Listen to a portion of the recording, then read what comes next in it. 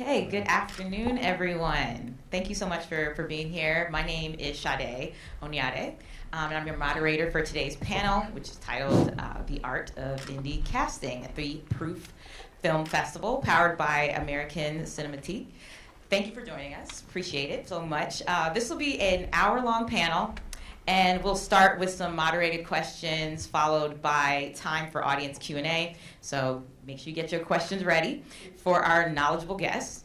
After the panel, please join us for networking in the theater lobby so that the festival can set up for the next session. And don't forget, please silence your cell phones. Take a moment to do that. And just a heads up that this panel is being recorded and photographed. So now I'd love to introduce our amazing panelists. If you guys could just go down the line and introduce yourself, just give us your name and your background and some of the projects that you've worked on.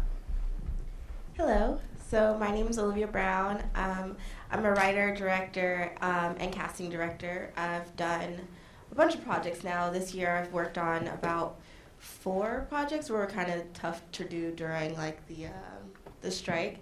But yeah, currently I'm working on another short with a friend called Skeletons and Sidewalks. Hi, I'm Noah Isabella.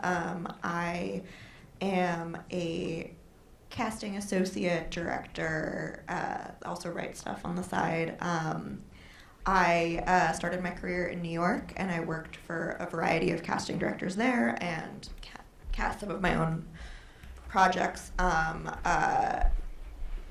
and one of them is called Tahara, and then the other one is called Year One, which came out in 2021 and 2020. Year One is upcoming.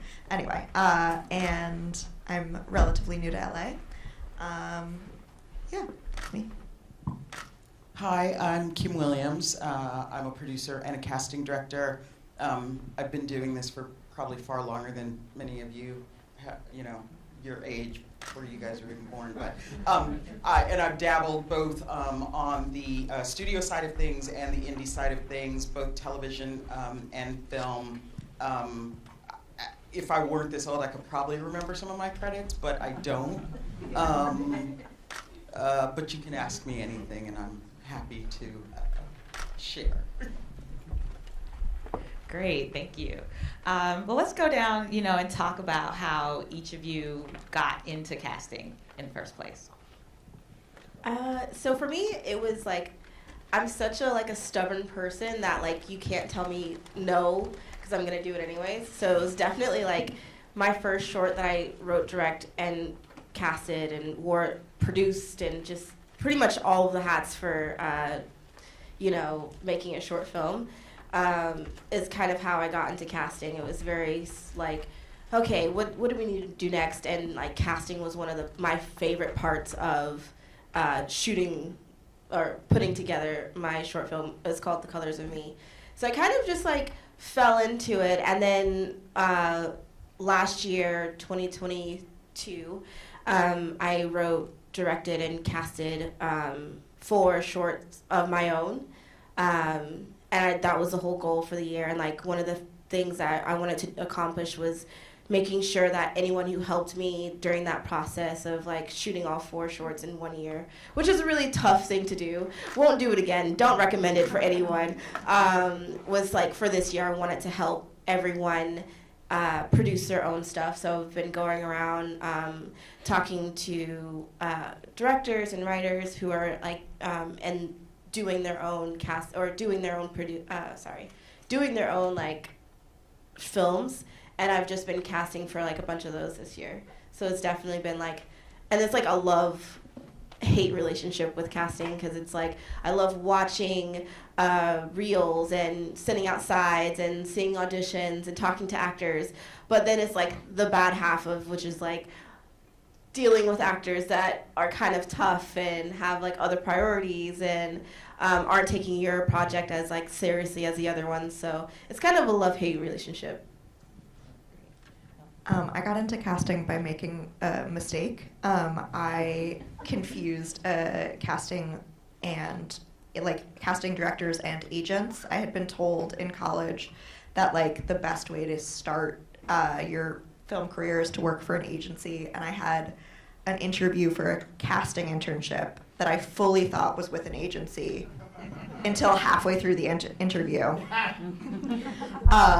I got the internship, so they couldn't tell, but I had that internship, and it was just sort of the most exciting internship I had. It was like a big office that was working on a lot of big projects, and there was always something going on. And the other things that I had worked on in, like, for production companies or smaller film productions, there was so much sort of like sitting or waiting around. And in this casting internship, I just had stuff to do all the time. It was very interesting. And everyone I was working with was also so good at their jobs and cared so much about it. So I had that internship, and then I worked as a freelancer at that office for a couple months after I graduated, and then sort of stuck with it from there, going from job to job. I've always worked as a freelance assistant and associate when I'm working for other people. And yeah, that's sort of how I got my start. So I'm born and raised in Los Angeles, and I was fortunate to have come from a family that just really loved film and television. And I have an older sister, so I did everything she did. So if she watched something, I watched something. If she was going to the movies, I'd convince my mom that I had to go with her. So I've always loved the entertainment business and always knew that somehow I would do something. And as I went through high school, I decided I wanted to be a newscaster. So I go to UCLA, I decide my major is going to be communications, and literally my first class, I was like, this is not for me. These are not my people, this is not my jam, like I don't get it, I don't like it, and I'm not doing it. So I was like, okay, now I got to figure out something else, to do. And I came across this internship in casting, and I had no idea at that time what casting was. I go on the interview, and I just loved the vibe and the energy in the office. And this was back at the time where there would be stacks of people would mail in or send pictures and resumes, by messenger. So the office, there's pictures stacked up everywhere. Phones are ringing off the hook. People are coming in and out. And I was like, this is fantastic. Whatever this is, I'm sure whatever I end up doing, I'll need to know how this works, so I'll do this. And then my very first day, my first assignment, my very first day, was to get the casting director a turkey sandwich. And it was very specific. I had to see them take an actual turkey out and slice it, and so I was like, I'm gonna do this, I can do this. I come back, they're like, oh my gosh, you're great, we're gonna move you up to your next assignment, which is answering phones. And here's your script for answering phones. First name, last name, phone number. Do not give us a call, do not transfer a call. First name, last name, phone number. Great. I was like, I can do this. Phone rings, I pick it up, say the name of the office, and the person says, hey, it's Steve for, the casting director. And I was like, hey, Steve, I need your first name, last name, and phone number. He's like, no, just tell him it's me, he'll take the call. It's like, I'm really sorry, Steve, but I really have to get your first name, last name, and your phone number. A little bit of silence on the phone, and he goes, are you an intern? And I was like, oh, I've blown it, because I don't think he's supposed to know I'm an intern, right? This is supposed to be a professional business, and I've already blown it. But I admit, I said, yes, I'm an intern, and he laughs, and he says, it's Steven Spielberg, and here's my number. So, and now I'm shaking, and I put the call on hold, I pass it to the casting director, and they get on a call. They're working on a movie Steven Spielberg's producing, Robert Zemeckis is directing, and one of the actors who's working at the end of the week had fallen out of a role, and literally off the top of his head, this casting director names 10 actors that can replace this actor. And I was like, what is that? Like, what in the world? I don't even know what that is, but I want to be able to do it. And that was the day I got bit by the casting bug, and literally on my casting journey, and literally have not looked back. Wow, that's an amazing story. So I think, there's, when people are putting together their different productions, whether it's any short or film, there's a lot of information people don't know about the casting process. So kind of demystifying that, what are some of the first steps in casting in any production? Tim, do you want to?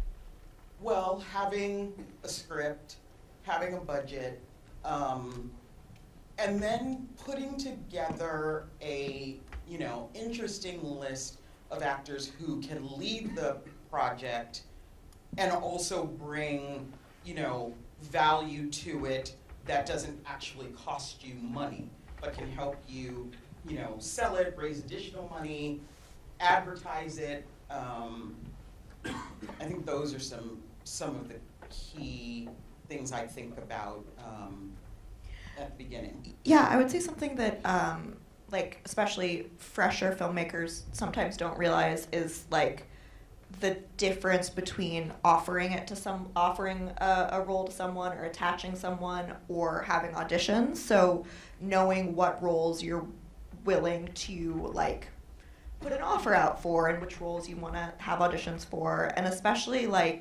if you're a smaller budget film or less established, having faith in the person who's come aboard to be your casting director. If they say someone is quite good and they have a decent demo, but you're not the most familiar with them, that offering them the role might be the best way to get that person involved in your project, because it makes the project a little bit more, it's gonna, go to the top of their list, even if there's someone who, I always say that, my dad doesn't know who they are, but if your casting director is saying, listen, they work a lot, they audition great, there's someone who I think there's a lot of, buzz around. So the difference between offering it to someone who's maybe smaller, obviously you're offering things to Brad Pitt or whatever, but someone who you don't necessarily know as well, to get them, excited about and interested in your project. I would say my first steps are normally kind of basic. It's just I think a lot of people move here to become actors and they don't actually put in the time and the work to become actors and become even great actors or good actors. So the first things I look at is do you have a reel? Do you have a headshot? Do you have a resume? And are you located in Los Angeles? Because I've gotten so many people who are I'm in the Bay, but I travel down, and it's just I feel that if you don't live in LA, then you don't put in the time and effort, or maybe you do, but it's not, I just feel you're not going to be as committed. It's driving down the road and driving 5.5 hours away I feel you're not going to be as committed as an actor if you're not here. I think that's a bit probably unpopular opinion, but I think those are things that I look at first whenever I'm considering an actor. And then second is okay, would this actor and the director get along personally? How is the communication between me and the actor? Is it hard, or am I already pulling my hair out and I'm just sending emails? If I'm having that issue, then I know the director is definitely going to have that issue. And I think a lot of it is am I going to push an actor through who isn't answering emails within an unreasonable hour, or if they're putting other priorities ahead of your project. I actually have a horror story. One of the projects I was shooting last year, one of my main actors, she texted me 2 hours before we were supposed to shoot. All the locations are booked, everyone's here, we're ready, and she's hey, I got a table read that is more better than your project, and this could make or break me. And it's just a table read. So it was after that, it was definitely looking at actors closely. What are your priorities? Can I help you? Are your priorities and my priorities going to align? And so after that experience, it was okay, this sucked clearly, and let's make sure it's not going to happen again based off of character personalities with the actor and director. Absolutely. I mean, there's a lot to be said about how those situations are handled, so I definitely understand that. I think a very important part of the process that people don't always understand is exactly when does a casting director come into the process. Can you give a little insight into that? Seeing as I wear all the hats for some of my projects, I will say, for me, at least as a writer-director, I like to write the script out first, have all that stuff done, have all of the pre-production stuff first, like locations, budget, everything done before I even talk to actors. I have a bunch of actor friends, so sometimes like I'll like slide my script or like slide someone else's script to them, like, hey, how do you feel about this? Before anything else happens, and then, or like, sorry, after every, like, all the post stuff is done, then I'll start talking to actors. I don't want to get someone's hopes up, like an actor, and then be like, oh, sorry, we actually don't have the budget, or oh, sorry, the location fell through, now we're pushing back the shoot for another couple months. Like, I want all of my ducks in a row before I get the final casting duck. So it's a little bit different, I think, sometimes between if you're working for a studio or a network or something like that, or if you're working on an indie. It's usually very early in the process, though. It's like when you're working on like a network pilot. It's you have the director, you have the writer, producer, production company, and then it gets greenlit, and then it's casting. So for like film and TV, or for TV, not film, sorry. We're on board before they have a pilot director every once in a while. But then I think in the indie world, sometimes there's projects where like a casting director will consult for years and years as they try to attach people. And it's like you have a director, a writer, a producer, and casting. And that's something that's really cool about it. You're really early.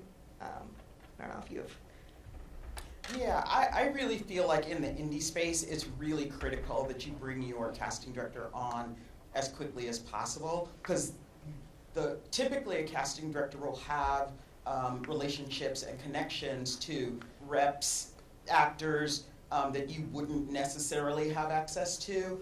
They can help you, as you have conversations about what you want and need in your actors, in your leads specifically, as you're, starting out. And like Noah said, sometimes, you bring your casting on to consult with you before you're fully up and ready to go, with the intention that, again, you're going to attach, depending on what your story is, your lead, your two leads, to the project, which again can help you raise funds, bring other actors on, and all those kind of things. So I recommend, as soon as you possibly can, bring your casting director into the conversation.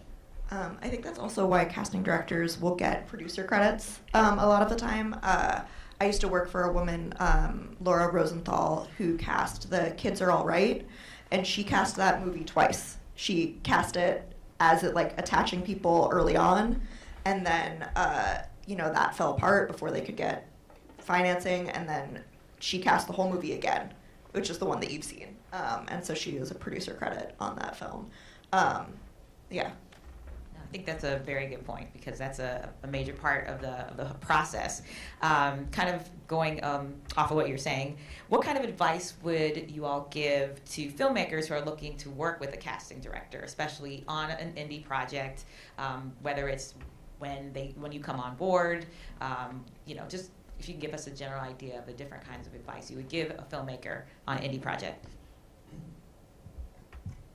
I would say put a budget in your film for a casting director, and then budget more for your actors than you think you need.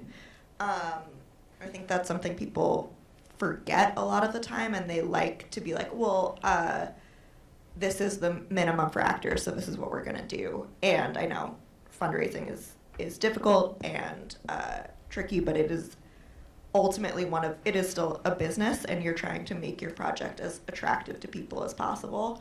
So if you can squeeze some money from other parts of the budget for actors, I think that is very important.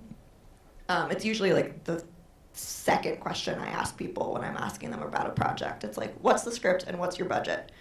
And I think also one of the things that is always appealing about writers and directors that I've worked with is people who make confident decisions quickly and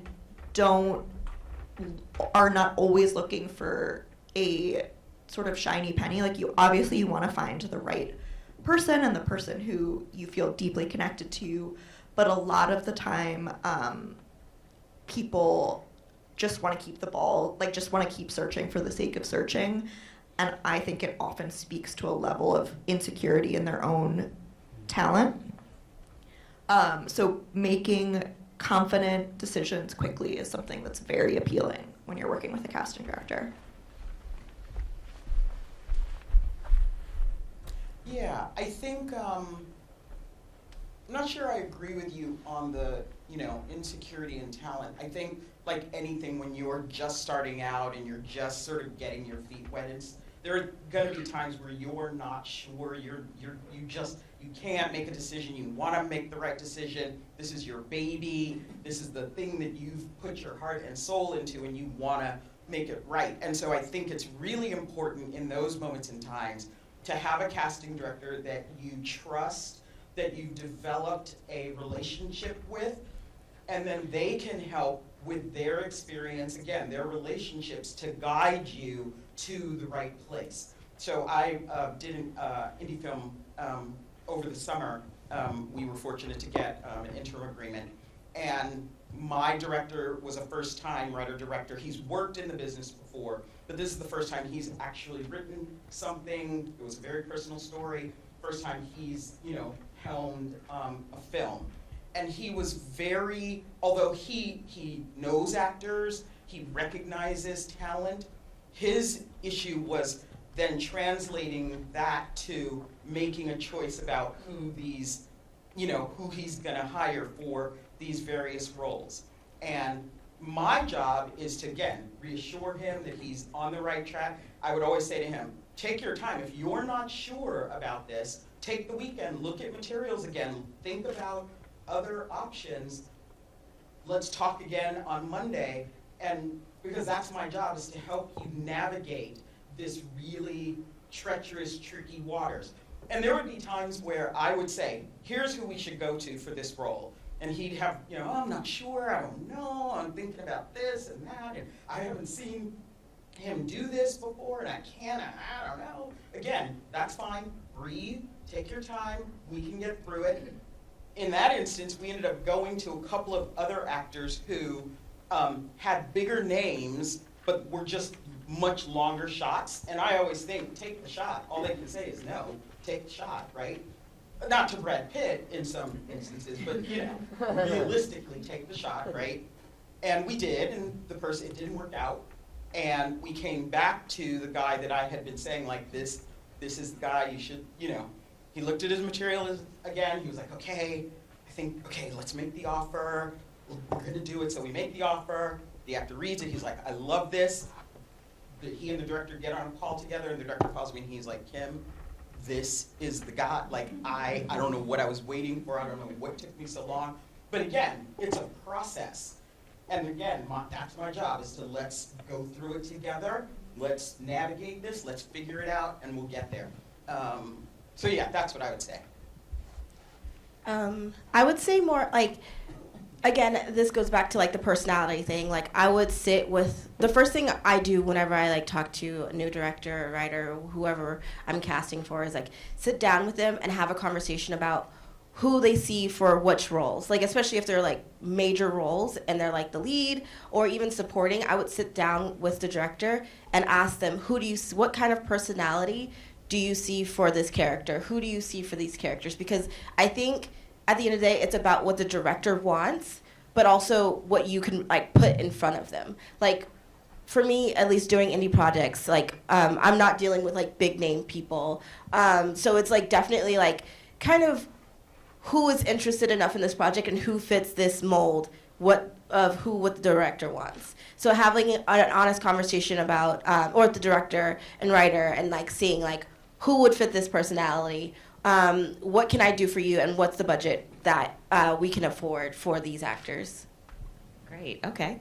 I want to kind of get into some of the success that you've seen with indie productions, because we all know it can be difficult depending on budget to get, different name talent, and sometimes it's not even about the name talent, it's just about getting the right people in those roles. When have you seen indie productions excel in casting and getting name talent attached, especially when it was a newer filmmaker? Do you guys have any examples of this? Or maybe even if it wasn't a newer filmmaker. Just because if you've had any examples of anyone getting name talent, or just kind of someone who maybe was a bigger name, not someone so necessarily new, in an indie production. Have you seen that? Have you been able to cast name talent in some indie productions that maybe had, if there wasn't like a new filmmaker or someone who was newer to filmmaking? I have, it's a little bit different, where we cast someone who then became a name. We got real lucky. I think that counts. Yeah. It was, I was working on a project, and she was the first person I thought of when I read the script, and we went through a bunch of auditions, and she's someone who came in and auditioned, and we kind of, went through a bunch of different options, and ultimately she ended up getting the role. And then this is someone who like blew up and became like a pretty successful comedian, and I think that really helped the film like get some traction too. It was like we got so lucky there, but I think it also like spoke to the taste of the people involved, that they were drawn to her. But yeah, I on the level of indie that I have been the casting director on, it's been people who are also still like establishing themselves in terms of actors for the most part, and I feel like there's so many different levels to indie and like what that means. So yeah, I'm gonna let someone else talk. No, I think that's a great example though, because it's not always just about who has the name right now, but someone who kind of grows into that. So I think that's really important. Yeah, and I also think it depends on sort of who's involved in the project. Because like years ago, I worked on a project with Steven Soderbergh when he wasn't really a known commodity, and we were able to attract just interesting talent because of some of the other elements that were involved.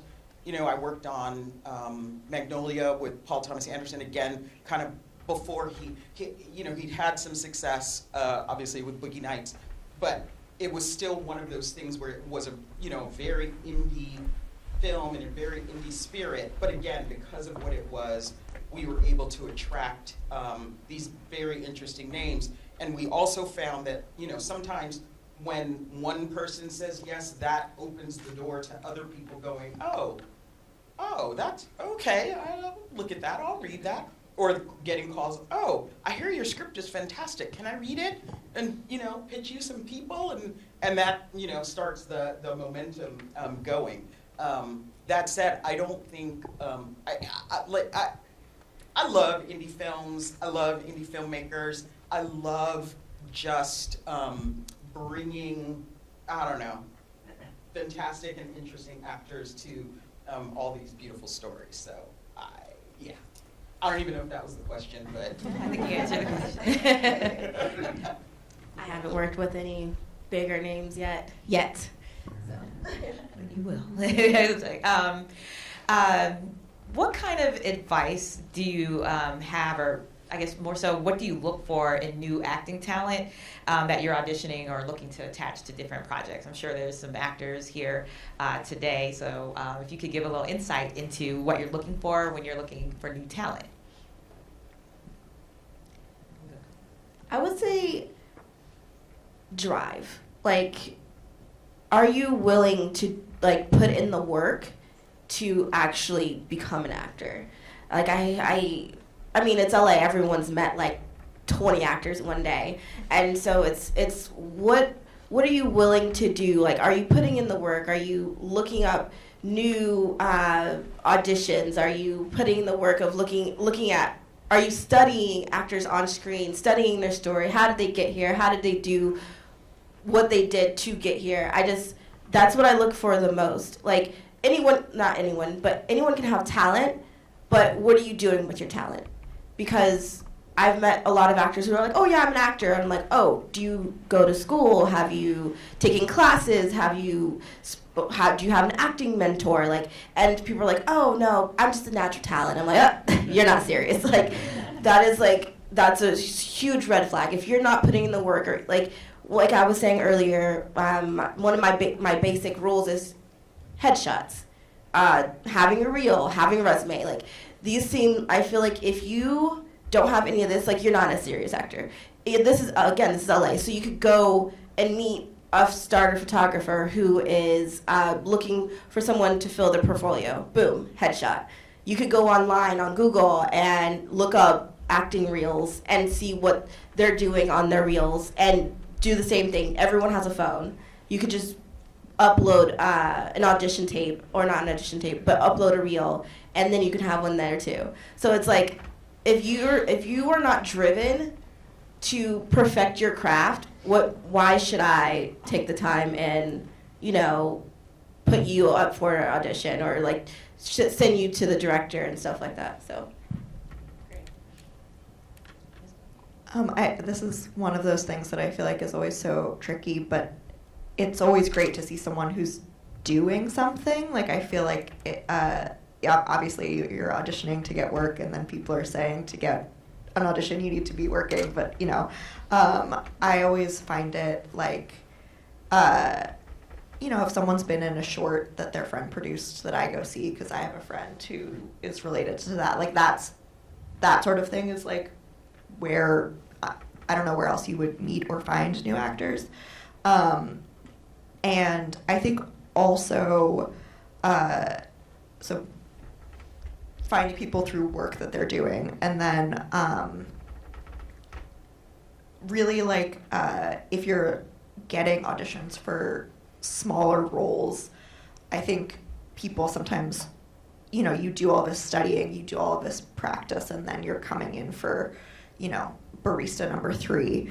But the people who are like always sort of nail barista number 3 and just come in and are grounded and talk like a human being, and it's lovely, and like you're like, oh, you're part of this world, understanding that part of what casting is filling out the world.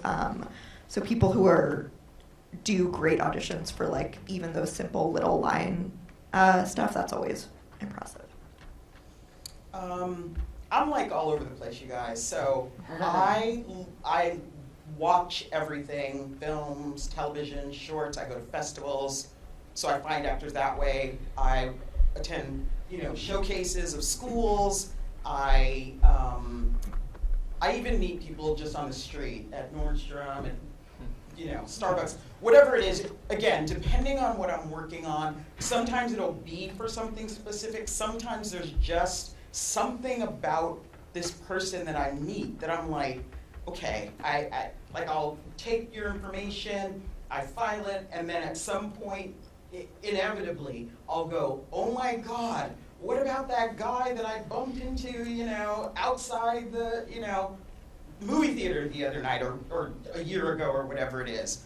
And I think, it depends on, the project that I'm working on, because the project and the characters inform who I need and who I want, and then those auditions inform whether or not they're the person or not, right? What I tell actors all the time is, when you get to me and audition for me, and I'm an advocate for auditioning, and even if it's via self-tape, I highly recommend when you get an audition to actually audition, right? Because that's the only way I'm gonna know what your potential is, what you're capable of. I do look at resumes. I love to see training. I love to see that you have a toolbox from which to work with. But I'm also not afraid to take a chance on a smaller role, more likely than a bigger role, on somebody who has a passion for it, maybe just hasn't had the opportunities, doesn't quite know how to do it or how to get into it or whatever. But I think making the attempt and showing what you're capable of works for me. And also understanding that even if you audition for me on this project and you may not get it, Because on every project, for each role, I'm looking for one person, right? Just the one perfect person to fill that role. But I'm gonna remember you down the road for my next project, my project a year from now. And if you've done your work and done a good audition, that goes a long way in terms of me bringing you back for whatever future projects that I have. And so I think it's really important when you get the opportunity to, again, show up as your best self, do work on your material, understand your character, do the work that's required of you as an actor so that I can then help you go and follow your dream and your journey to where you want to go. Awesome. Okay. I was going to say one more thing. Yeah, on please do. that. I think also in the self-tape economy, as we've starting to see more and more of, something I tell people a lot is to read the instructions out loud to themselves before they tape. This is a silly little practical thing, but like people, we're not in the room with you as much anymore to adjust tiny little things. So I think that goes a long way. It's like you read something, you think you've read it, and then you read it out loud, and you're like, oh no, I missed, some little thing. So that's a little tidbit I I'm give going to people. comment on that too. Like, I don't even care about any of that stuff. Do the work. Like, show me you are capable of doing this role. I don't care if there's stuff going on in the background. I don't like it. I don't prefer it. But if that's what you do the work of the role and the actor. That's what I say. I would say one more thing to agree with you, like reading it out loud. I also recommend, because I would say do it 3 different times. Like, do it 3 different times, show a friend, show a roommate, and then see how they feel, and then show someone else. Don't just do the audition and then send it off. Like, read it out loud, read it, understand it, do it differently, and then based off of that and all what you receive back, then send the audition. I think that's great. Since you brought up self-tape, I think just something else that we could talk a little bit further on, because it has become the norm in so many ways. I know that on some of the productions that I've worked on, we have, while working with the casting director, we're getting sent the self-tapes to watch as well, and it can be overwhelming, I think, to some degree, depending on the size of the project for the producers and directors. What advice do you have for producers or directors as they are watching the self-tapes, because they may be looking at things a little bit differently, and sometimes you may or may not agree. What advice do you have for producers when they are evaluating like a large amount of actors through self-tape? I would say, because self-tapes are easier than in-person auditions, I would say take your top 10 people that you like in your self-tape and then watch it and watch it and watch again. Like, can you see yourself talking to this person on set and them actually understanding what your direction is? And then if you think that you can do that with that many people, then half it. And then go based off of that. Ask yourself the same questions, because when you're on set, you are going to have to listen to the person do it multiple times, like again and again and again. So I would say, like, ask yourself like basic questions like, do I like the way they're doing this? Do you think they can take direction? And then, can I sit here and watch them every day for however long the shoot is? I would say if you see like potential, it's like you're not necessarily looking for someone to nail it immediately. I think if that happens, amazing. But if there are people that you see like a glimmer of something in, that's someone to talk to your casting director about and be like, I don't know if they're 100% right, but I like this one thing they did. I think sometimes people are like, I want this self-tape to be exactly the vision that I have. And you're like, when that happens, it's amazing. But sometimes you kind of have to be like, oh, I just like this one thing about them. Can we work with them a little bit and see what else? So like finding the glimmers in a bunch of different tapes. I would say, self-tapes, hiring from self-tapes for me works for smaller roles. I think for larger roles, I think it's a first step in the process to sort of narrow down the world of the actors that you're looking for. And then I would recommend, if you can't do in person, then you do virtual auditions where you actually have the actors come in and audition for you, take notes, take direction. Because I think when you're on set, you don't have time to think about all that stuff. What you want is your actors that you've now started to develop this relationship with, be able to have a bit of a shorthand, because now you've worked with them in a virtual session, you've had a callback virtual session, you've had a chemistry, session with, actors that are interacting with each other, and then you've done rehearsals, so by the time you get to set, you guys have now developed this, working relationship. I don't think that is necessarily doable from just casting from self-tapes.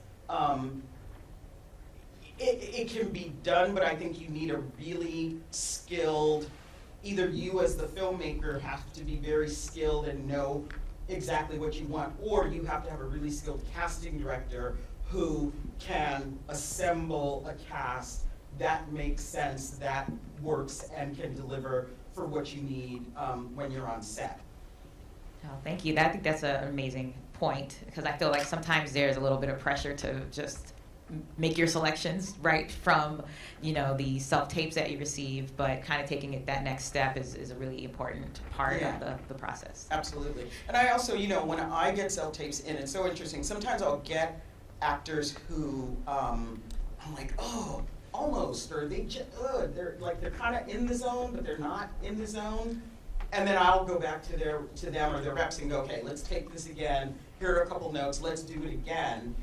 Because I don't just bulk send auditions. I go through each and every one before I send them to my filmmakers to make sure I'm comfortable with what I'm seeing and what it is. And sometimes people just need a little guidance, a little tweak here, a little nip there, to get them, where they need to be. Yeah, absolutely. Okay, well, we want to open it up to questions. I'm sure you guys have lots of questions for our panelists here. Please, there's a mic, I believe right over here. You can step up to the mic and let us know some of your questions.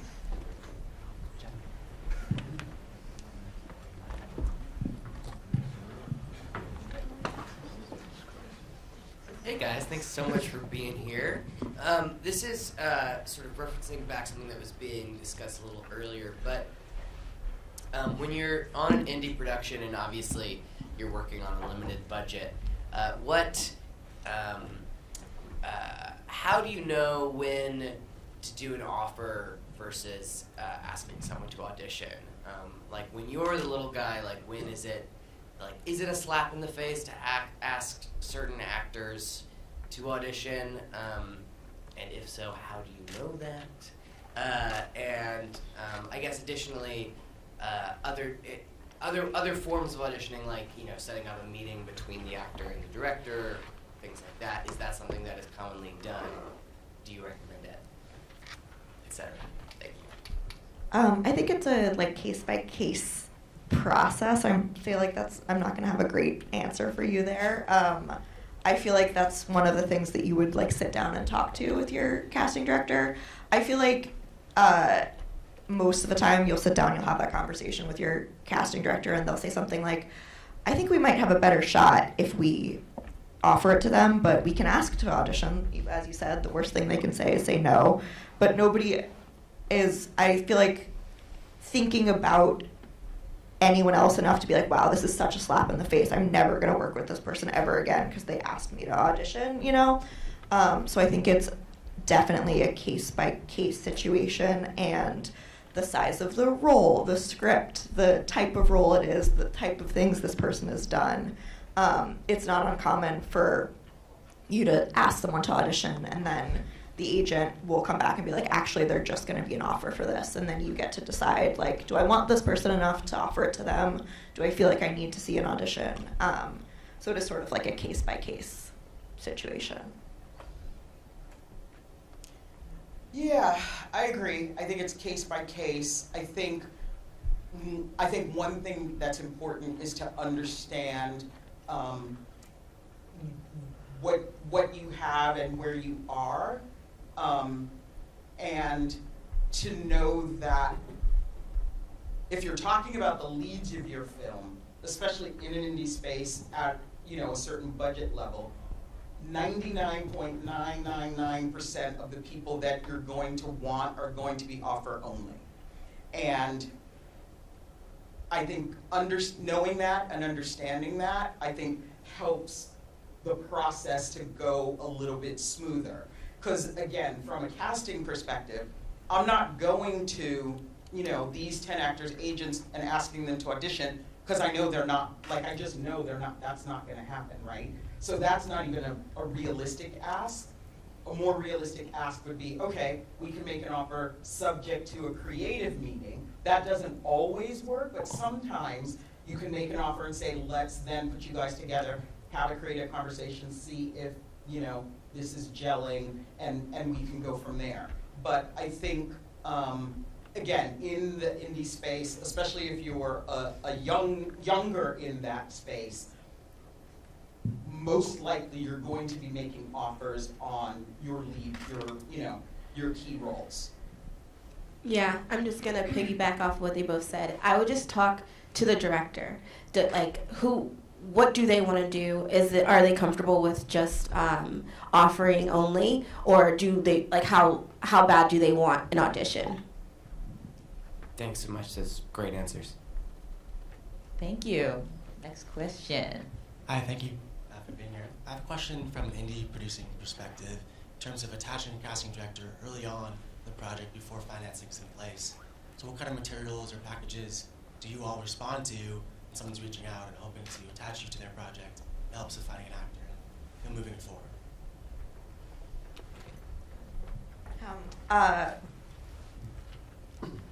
I feel like, again, that's somewhat of in my experience, has been a case-by-case basis, which is sorry to say that again. I usually talk to someone about what the scale of the project is and how many, if you want sort of a consultation or I've done things where I've come up with lists for people, but then handed it off to the producer to make offers, and then there's also a weekly casting fee for some people. So it's been very, in my experience, because I have, I think, less experience, it's been super case by case basis. So Okay. Sorry if That's right. That's fine. For me, at least, I would say, is it a project I like? Do I like the script? What is the script saying? What kind of projects is it gonna be? And am I comfortable putting my name on it? Yeah. Just because I am kind of still at the beginning, or still finding projects and stuff like that I don't want to put my faith in my casting and actors' time and patience to something that I don't believe in. For sure, yeah. Makes sense. Yeah, I think for me, I think the script, meeting with the filmmaker and just getting a sense of who that person is, and if we vibe, because if we don't vibe, then we don't really have anything. If you don't trust me and I don't trust you, and we can't have, good conversations about what it is we're all sort of moving towards. I think in terms of materials, it's helpful. Obviously, if you have a script, if I know what the budget, looks like, it doesn't even have to be a firm budget, but a sense of what the budget, looks like. How much financing do you have? Do you need actors attached to get your financing? If you have any work shorts or directing materials, because again, all of that, especially if you're again kind of coming into this new, is helpful in selling you to the actors that we're going to go out to, right? So having a deck and all of that kind of stuff is always really, really helpful. Kind of the same materials you would send to an actor if you're pitching directly to them. Correct. Yeah. Correct. Okay, thank you.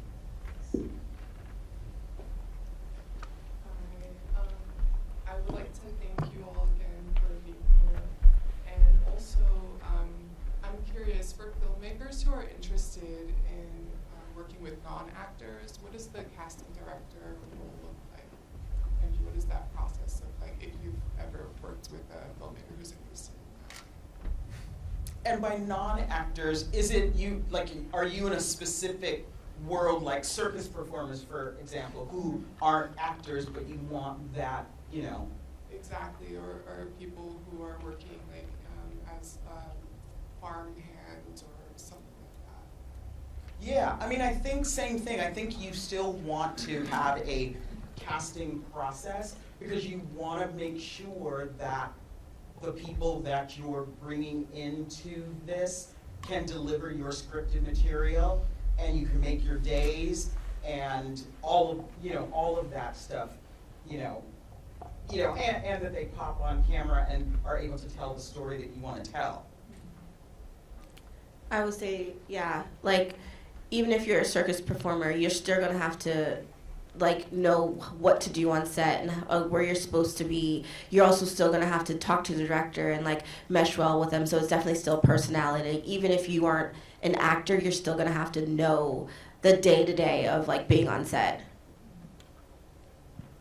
I think something to be aware about with something like that is you might have a longer casting process if you bring a casting director on board for something like that. You will definitely have Yeah, a longer yeah. casting process. Yes, you will definitely have a longer casting process because it just, we're not reaching out to agents or pulling from our own mental Rolodex. It's a big outreach push, and it's just a different type of work.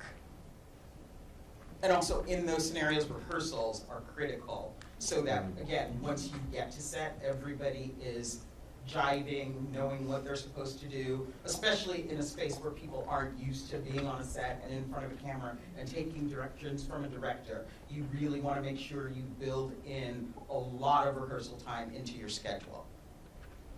Thank you. Hey there. So I'll move this down. So I realize this question is a little bit less about the art, more about the business. But SAG interim agreements, are those? I heard, early on in the strike that they were like very tough to get, that there were hundreds of films backlogged and only 2 people working at SAG. And I'm just curious to know if you guys have an update on that. Is it still the same? It's about the same. Wow. Okay. Wow. That's my question. Thanks. Good to know. Hello. Well, thank you. This has been really informative for me. I feel like I've been in the film world for a very long time, and I'm only just kind of now bridging into directing and creating my own things. So very naive as far as the relationship between directors, casting directors, and all that. So feel free to speak to me like a child. But so I'll preface the question by saying adding the stipulation, assuming you're working on a project that you believe has some potential, even if it might be an uphill climb to kind of get some talent involved, or, if it's at a point where, oh yeah, you don't want to cast just random people from backstage on this, let's try to get some people in here because you believe in it, but it might be a smaller thing. So what elements of a project do you find create the most interest for actors? And how much of your job comes into helping frame the project in a way that creates interest versus maybe just trying to find somebody who is a good fit talent-wise and might not bring as much on the business side of things? And that question could also be boiled down into like how much of your job is following your instinct versus like a strategy. I would say one of the things, like, if you have an actor, I think one of the things that brings actors into it more, based off of my experience, if you give them like the freedom to be a bit more creative with the role. Like, if you are talking to an actor and you see that the role going this way, but they're like, oh, can I play around with the way I move my hips or the way I say this, or if I put an accent on it? I think that brings in actors more if you give them the ability to be creative, because acting is not just like, here, read this. It's putting more into it, like their heart and soul, and like how they see the character and bringing their personality into it and stuff like that. So I think when you're looking for actors, I think if you give them a bit more creativity to the role, then I think actors become more interested in it. Yeah, so something kind of similar to that, I would say. I think the thing that is the most appealing is always like the script and what the project is and who the people involved are. But I also think that like taking a look at what an actor's done previously and if this is different or possibly a stretch for them, in like a stretch in a good creative way, like someone who's done a lot of TV or, you know, something that's slightly different. I think that's something that I always think about. And I think, again, my favorite phrase, if it's strategy versus gut, comes down to a case-by-case process. So. Yeah. And I would say it's a combination of strategy and gut, because I think they work hand in hand to help form and shape what it is that you're doing. And I think, you know, to what Noah said, I think some of it is giving the actor something to do that they've not done before. Sometimes it even comes down to they just want to know how many lines they have, how much time they have on screen. Like that is like a thing sometimes. Yeah, and again, I think it depends on what your project is. It depends on what, you know, the story is and the characters and that kind of thing. Yeah. Thank you. Appreciate it. You all have some amazing questions. We have time for one more. Maybe we can fit in, or maybe we'll just get one response from each, so we can get both your questions. Okay. in. Well, I had two questions. But one was if you have a project that's based on the East Coast, would it make more sense to have a casting director who's also based on the East Coast, or does it matter? And then the other question is, if you're looking for a casting director, you said to get one early, but you don't have financing in place, like how does the payment work for a casting director then? Yeah. I say it doesn't matter where the person is based. I've cast projects around the world, so I think if you get a good casting director, they can find, you know, the people you need based on, you know, their ability to do that.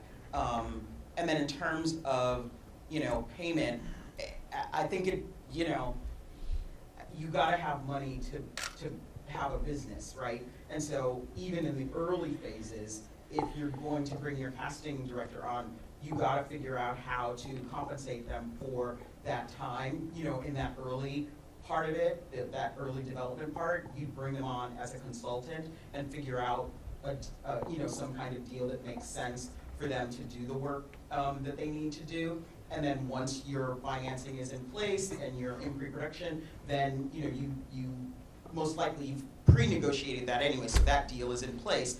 And then once you go into pre-production, that, you know, that payment kicks in. But I think you have to be clear that it's two sort of separate pieces of the same puzzle. There's the development, attaching, working on lists, and trying to help you get those first key actors in place.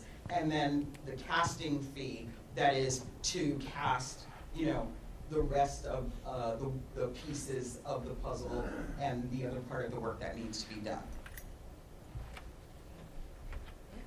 Anyone want to chime in? Okay, I think we're going to just try to get this last question in, and then you all can chime in on any other insight that you have for this question. Hopefully a quick question. I just want your opinion. As an actor, there's lots of actors here, I'm sure. With this new era of self-tapes, we're like throwing our work into the void, it feels like sometimes. So I just was curious on your opinions on either actors or like managers reaching out, asking for feedback on auditions, if that's annoying for you guys or if it's like cool or what. I would say depending on the project. If it's like a big project and I'm like casting for a bunch of different roles, I don't think I will respond. But if it also depends on where in the project it is. Like if I've reached out to you, you have my personal email, and it's not just like an audition that you just sent, I think I'm more likely to respond back on like what we were actually looking for. If it's like I've directly emailed you and like asked you for a second audition, versus if you are just like on Actors Access and you just send an audition. I think, yeah, it's going to a little bit come down to just how much time the casting director has in that moment. I always think that, first of all, I mean, getting a callback is somewhat of the feedback that's your answer. But I do think if you're like getting a lot of first auditions with people, or you're getting a lot of callbacks, but you're not, like, you have a specific question, and you have a casting director that's calling you in for a lot of stuff. I think that's a nice moment to be like, hey, I'm hoping for some specific feedback, because a lot of the time we're just not, we don't have a ton of time to give feedback. I know it's so much harder in the self-tape world, but, and I also think that it's generally accepted after a callback to receive feedback. I think that's sort of standard. Yeah. Yeah, I like to just level set. For me, there's not really a difference between in-person auditions and self-tape auditions, except there's like actual people in the room, right? So that there has always been a bit of non-feedback, right? Particularly in the early phases, back in the day when we do pre-reads and then we do producers, and all of that kind of stuff. So self-tapes have kind of sort of stepped in to fill that in this virtual world that we're living in. But what it means is still the same, right? I like to give feedback. If people ask me for feedback, I will give feedback. You may not get it right away, but at some point, I am usually going to respond if somebody has reached out to ask me about something. And sort of in the immediate, to what Noah said, if you get a call to a producer session or you get a call back, that's obviously, going to be the feedback. And I'll also give you notes about any things that I need to see or want to see, or changes, adjustments, any of that kind of thing, even down to like a wardrobe change or hair style that, we might sort of want. Because I do think it's important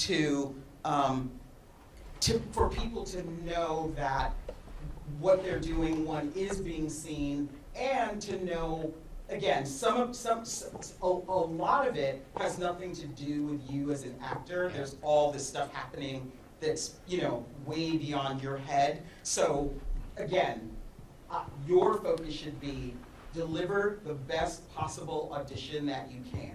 That should be your goal anytime you get an audition. Thank you. Just one more. I would say if you're getting auditions from the same casting director, look at the casting director, look at their name. If you are continuously getting auditions from that casting director, I would say you should reach out to them, because they obviously see something in you. They obviously want to see you in a project, but I think it's more likely you'll get response if it's the same casting director sending you stuff or that you're auditioning for. Thank you. Well, y'all, we're out of time for this panel. Thank you so much to all of our amazing panelists. I was enjoying soaking up all this information. So thank you all for being here.